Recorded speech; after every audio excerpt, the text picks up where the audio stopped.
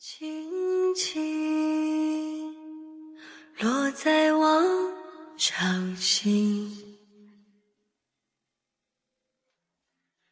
静静在掌中结冰，相逢是前世注定，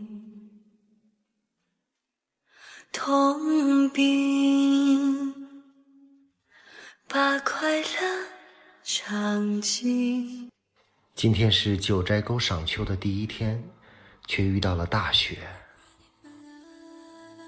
提前预定了九寨沟的门票，一共259，这是景区入口，直接刷身份证就可以入场。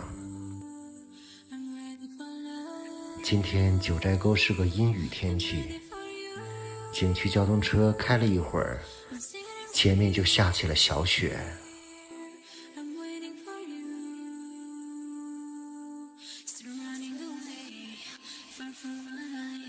景交车为了分流，第一波游客直接拉到了长海。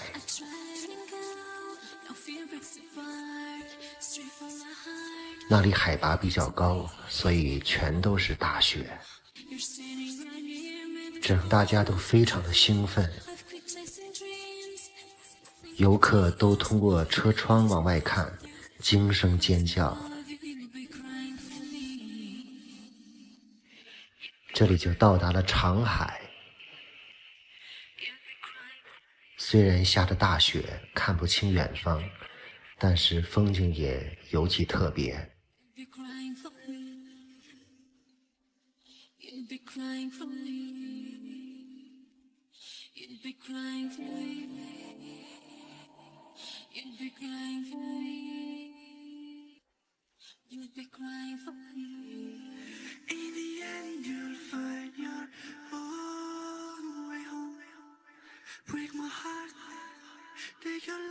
很多人兴奋地换上了藏袍，在这里拍照留影。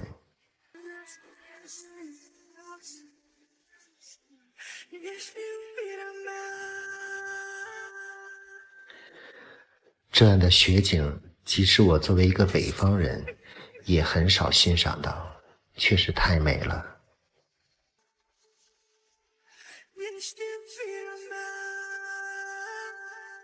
看着非常像雾凇，白茫茫一片。在长海短暂停留了一会儿，现在去五彩池，一路上都是漂亮的雪松，厚厚的积雪。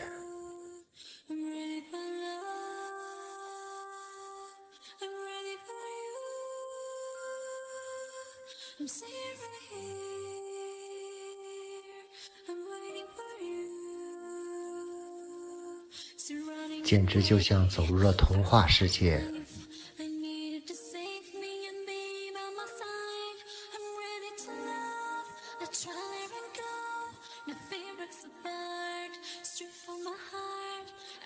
没想到到九寨沟赏秋，第一天就遇到了大雪，还是非常兴奋的，毕竟可以看到2个季节。这里的游客并不少，看看这长长的队伍。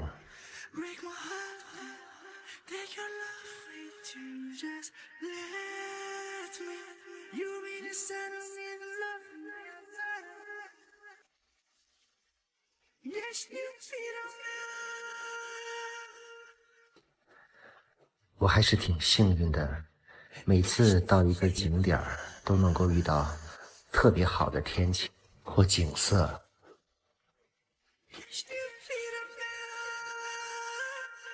这是景交车，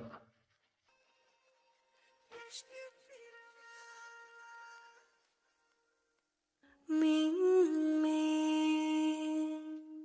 话那么寒心，假装整个长海地那区只是都是银装素裹，分外妖娆。累积也不能相信，前面就是五彩池了，如纸般薄命。看看我身后的人群，都为这壮丽的景色而兴奋。闭着眼睛幻想它不会停，你没法靠近，却不是太薄情，只是贪恋窗外好风景。我慢慢地品雪落下的声音。今年九寨沟的雨水非常大，加上这次大雪，整个五彩池的水位非常高。满天的雪无情，谁来陪这一生好光景？看看下面的栈道都被水淹了，所以只能在上一层平台观看。多美的景色呀，静静地欣赏一下。那只是叮咛，累积也不能相信，此生如纸般薄命。我慢慢地听雪落下的声音，闭着眼睛幻想它不会停，你没法靠近，却不是太薄情，只是贪恋窗外好风景。我慢慢地品雪落下的声音，仿佛是你贴着我脚轻轻睁开了眼睛，满天的雪无情，谁来陪这一生好光景？谁来陪这一生好光景？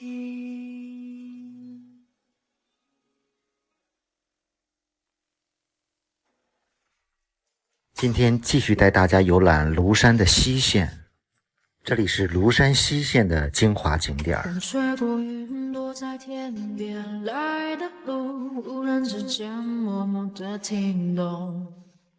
我在流连茫然追逐遥远的梦，那些话是换得的礼物，吹开了迷雾，宇宙心中变幻时空，生命的律动，信念的眼眸感动自如。庐山的风景区很大，分为东线和西线。在庐山风景区，我买的是7天的观光车票，70元。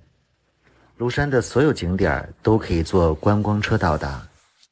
今天带大家走庐山的西线精华景点，首先坐到终点站，仍然是电站大坝。电站大坝这里，除了坐索道去昨天我去的石门涧，另一个方向还有2个可以玩的地方。这2个地方就是乌龙潭和黄龙潭。这2个地方都是平缓的道路，很轻松。昨天我视频中谈到让大家帮我投票，到目前为止已经有7000多票了，谢谢大家，也希望大家能继续投票。投票的方法我也在西瓜视频的置顶留言里做了说明，能看明白的粉丝就请动动手指，每天投个票，每天可以投30票。如果你现在屏幕上可以看到一个贴纸，直接点进去就可以。现在就到了乌龙潭，这里是拍《西游记》水帘洞外景的地方。来这个乌龙潭的人不多，所以很清静。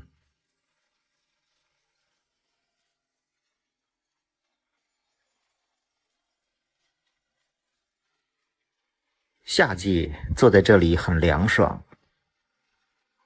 从车站走到乌龙潭只有10多分钟，现在再返回去黄龙潭。前面就是黄龙潭了。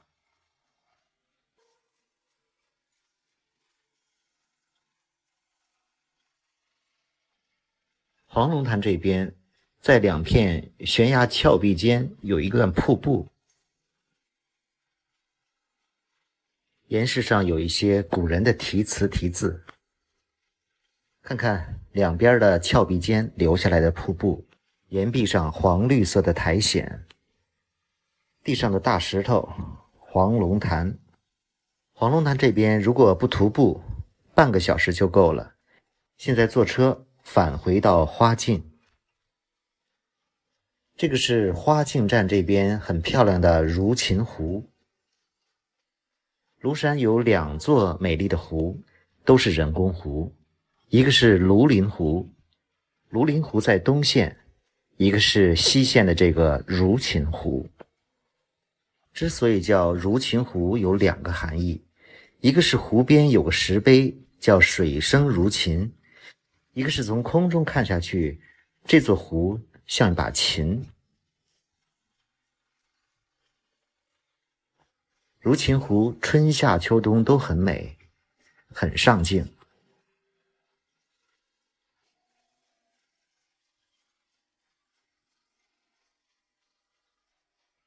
沿着湖边可以散散步，有很多小花园。这里也是当地人最喜欢遛弯的地方。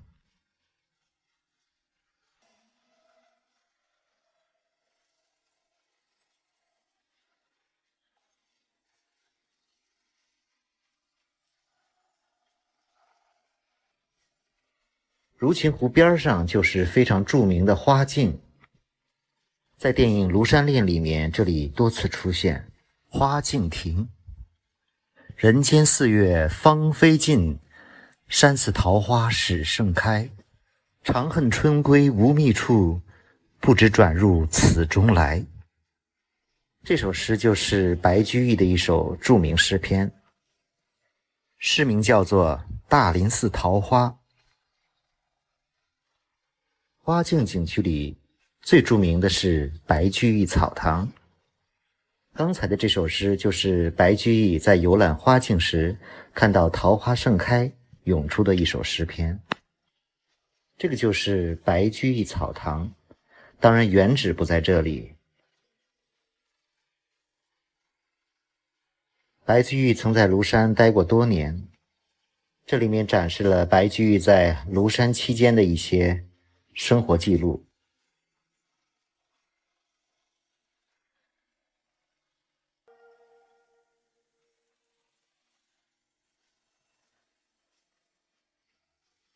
白居易草堂门前的湖面很漂亮，还有不少的荷花。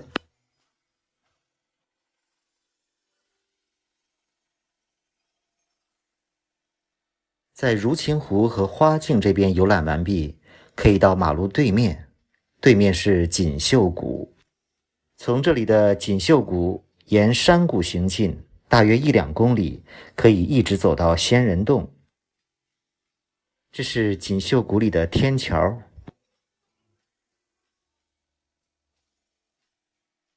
今天我是从花径这边锦绣谷一直走到仙人洞，当然也可以从仙人洞那边走过来。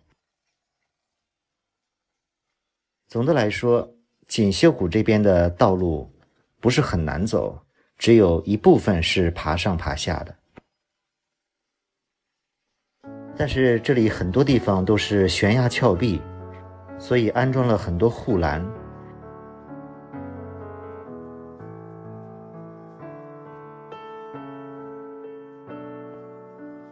往下望去，这个山谷非常深，还是挺可怕的。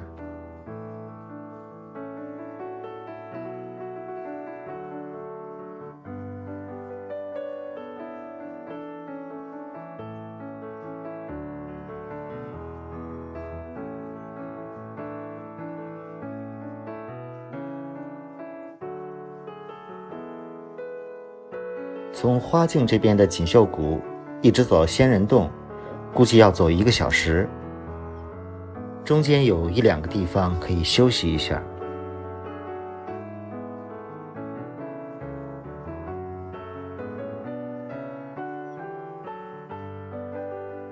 感觉这边的悬崖边、栈道边的树都不好看，所以拍照不好看，而且还阻挡视线。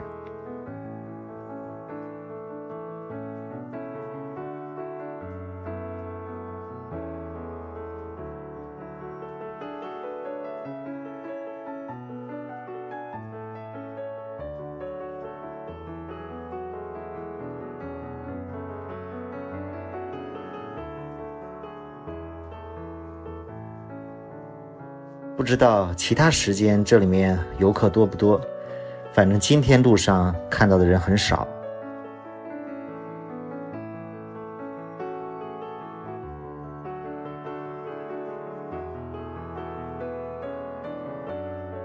我个人感觉，如果在庐山待的时间不多，又爬了五老峰或者三叠泉，这段锦绣谷可去可不去吧。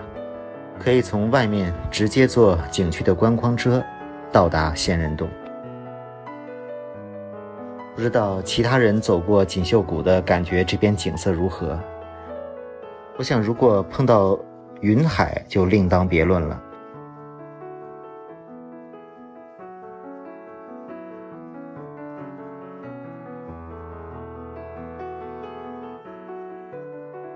前面就要快到仙人洞了。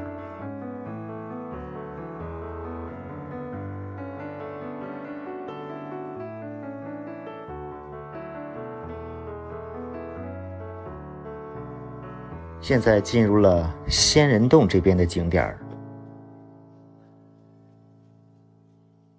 这个仙人洞供奉的是吕洞宾，据说当年吕洞宾就是在这里修仙的。这个是旁边的太上老君殿。这个洞高6米，深15米。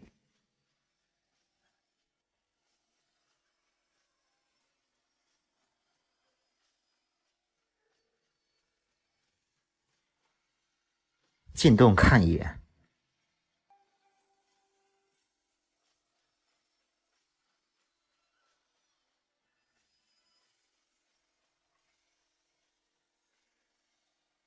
里面有个瑶池天泉洞。庐山是有很多的猴子的，在仙人洞这边就有非常多猴子。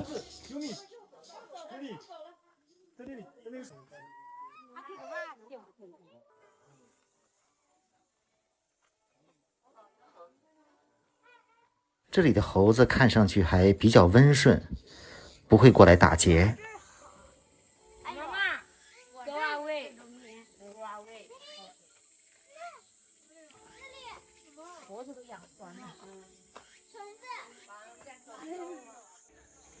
这儿的猴子皮毛很漂亮。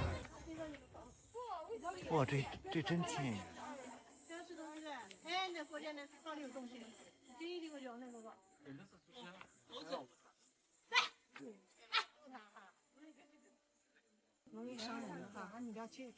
过有这种过小的咋的？哎，有没有大了？不，过去这小饼整个连光来着了，然后面都连来了。看到吧？对吧？看得到。这边。这些猴子就在头顶的树枝上，距离很近。这边这个这个饼从期待到那个的。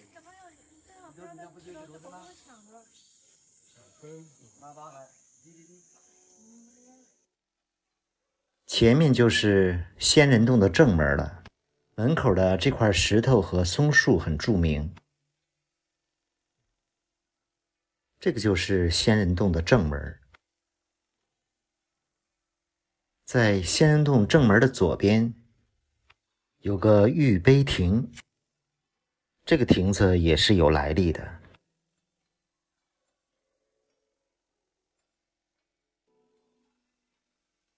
结束了仙人洞的游览，坐景区的观光车回去休息了。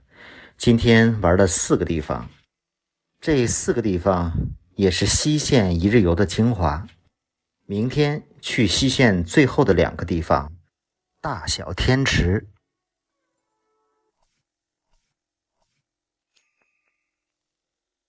这是在庐山的第6天，今天去看看庐山的大小天池。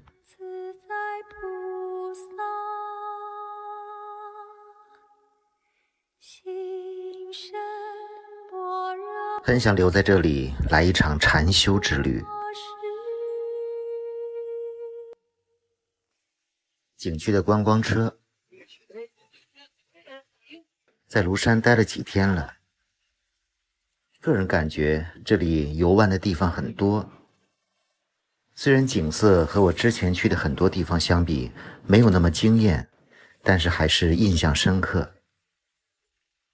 昨天到今天又看到很多网友给我疯狂投票，谢谢大家。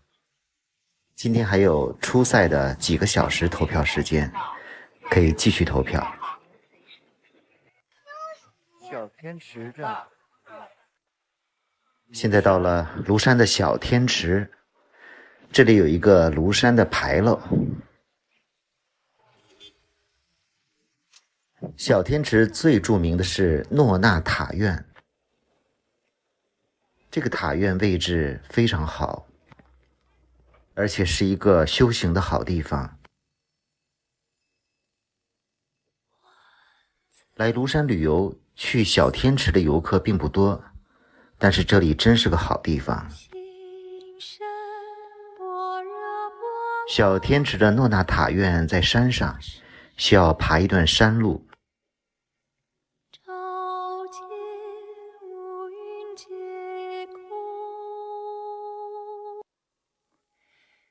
大约10分钟就爬到了诺纳塔院。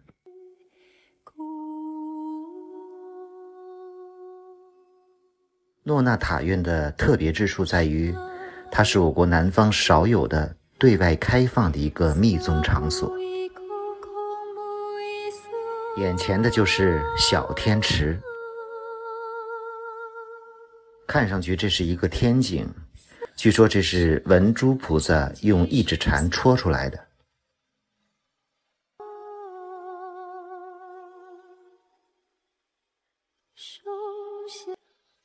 来小天池不仅是为看这口井，这里有一个神秘的诺纳塔院。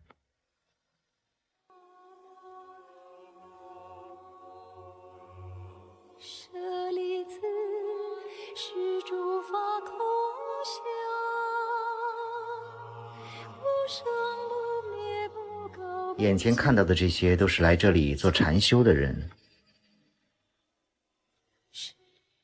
这个塔院面向社会，普通人都可以申请来这里禅修。我也是很好奇来这里禅修的人是怎样生活的，和他们简单沟通，都是在网上申请的，没有那么复杂。有的人短则在这里待2-3天，长则待1个月，食宿都是免费的。我都有一种冲动想在这里报名，因为真的是修身养性的好场所。这个是塔院著名的白塔。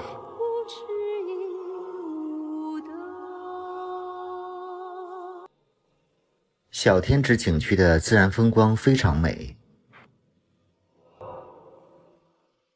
山顶有个亭子，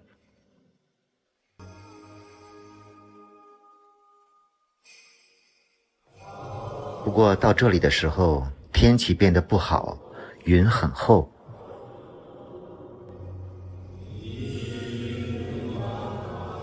小天池也是庐山拍云海最好的位置之一。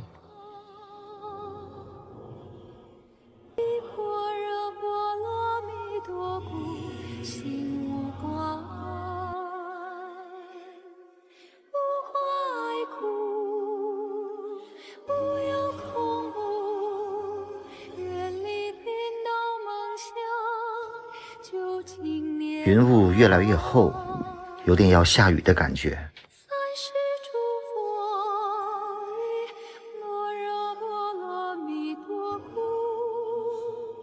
又回到塔院，如果在这里禅修，每天会有2个小时在这里打坐，这个对我来说太难了，因为我真蜷不起腿来。如果你对来诺那塔院禅修感兴趣，也可以关注一下。下次来庐山，不要忘了来小天池这边看一下。现在又坐车来到了大天池。大天池，很多人可能从名字上对大天池、小天池抱有一些自然风景的期望值，而且所谓大天池、小天池，其实也就是一个天井，非常小的一个小水池。现在是去往大天池的路上，中间可以爬上一个小山，山上有个天池塔。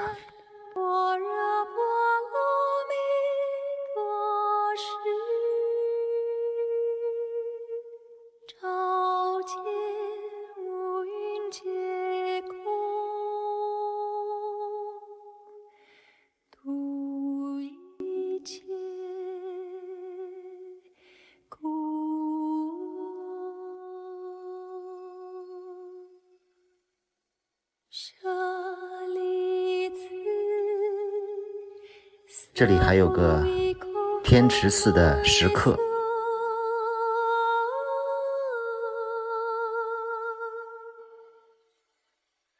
色即是空，空即是色。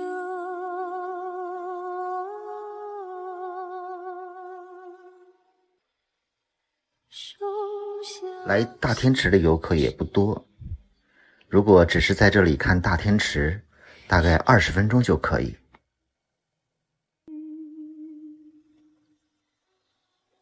从大天池的车站入口到这个天池寺的山门，走5分钟就到了。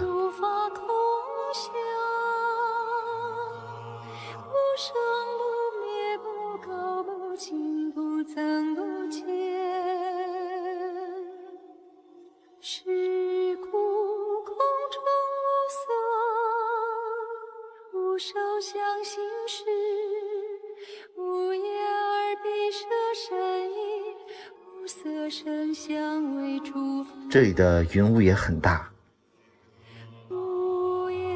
这里有个文殊台，本来是个观景台，据说有不少人在这里看到过佛光，但今天浓雾太大了。这个遗址院落里，前面就是大天池。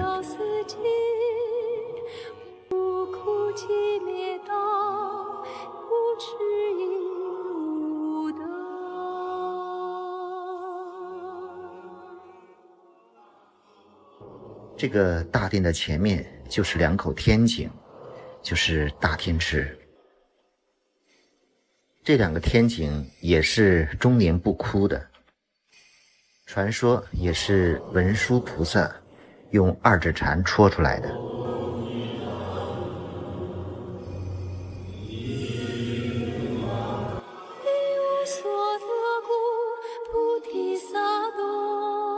大天池的介绍。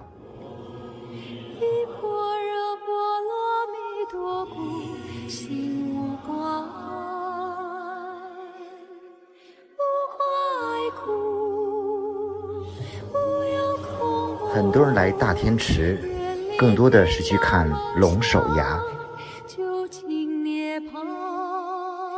因为大天池的位置也几乎是在悬崖峭壁之上。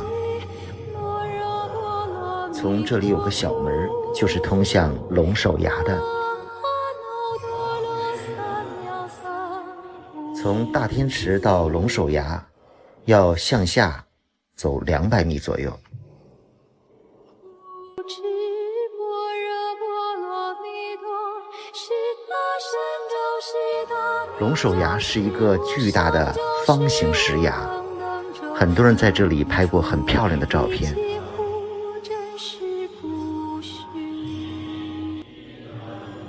这就是宣传画上的庐山龙首崖。这个龙首崖又被称作舍身崖。而这2天确实不巧，在这里发生了一个女孩子跳崖的事情，所以这里面被封锁了。很可惜，因为天气原因，没有在大天池看到最美的景色。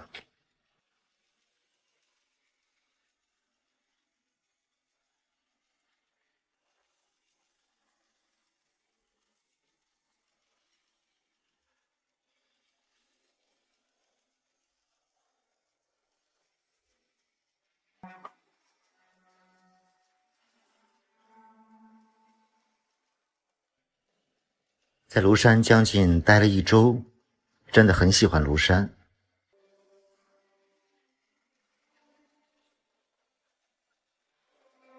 这次的庐山之行也基本结束了，因为看天气，接下来都是阴雨天。这是我第2次来庐山，待的时间也比较长。只是现在各地的疫情不太稳定，旅游还是有些限制，所以还没有想好接下来去哪里。也许准备先回北京休息几天，看看各地的情况，再决定下一步的旅程。也谢谢这2天给我投票的各位粉丝，